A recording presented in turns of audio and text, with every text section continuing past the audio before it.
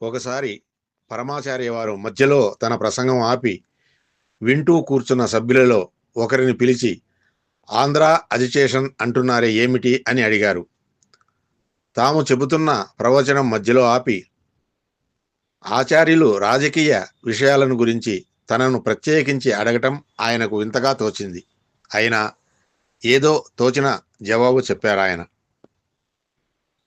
మరునాడు ఆయన తన స్వగ్రామానికి తిరిగి వెళ్ళారు. అప్పుడు తెలిసింది ఆయనకు, ఆంధ్ర ఉద్యమ సందర్భంగా జరిగిన కాల్పులలో తన కుమారుడు గాయపడి ఆసుపత్రిలో ఉన్న సంగతి. సరిగ్గా ఆచార్యులు తనను పిలిచి ఆంధ్ర ఉద్యమం సంగతి అడిగిన సమయానికే ఇక్కడ తమ పిల్లవాడు గాయపడటం ఆయనకు విశేషం అనిపించింది.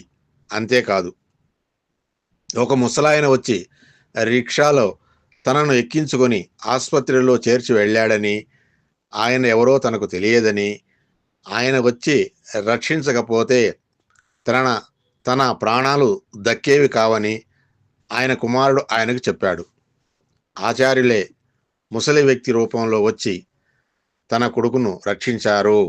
ఆ విషయంలో తనతో ప్రస్తావించటానికే ఏదో తెలుసుకోగోరిన వారిలా తనను ఆంధ్ర ఉద్యమం గురించి ప్రశ్నించి ఉంటారు అని ఆయన అనుకోవడంలో ఆశ్చర్యమేముంది? ఒక ధర్మం యొక్క శక్తి ఆ ధర్మానికి చెందిన వారి సంఖ్యపై గాక ఆ ధర్మాన్ని ఆచరించే వారి స్వభావంపై ఆధారపడి ఉంటుంది. ఒక ధర్మం యొక్క శక్తి ఆ ధర్మానికి చెందిన వారి సంఖ్యపై గాక ఆ ధర్మాన్ని ఆచరించే వారి స్వభావంపై ఆధారపడి ఉంటుంది.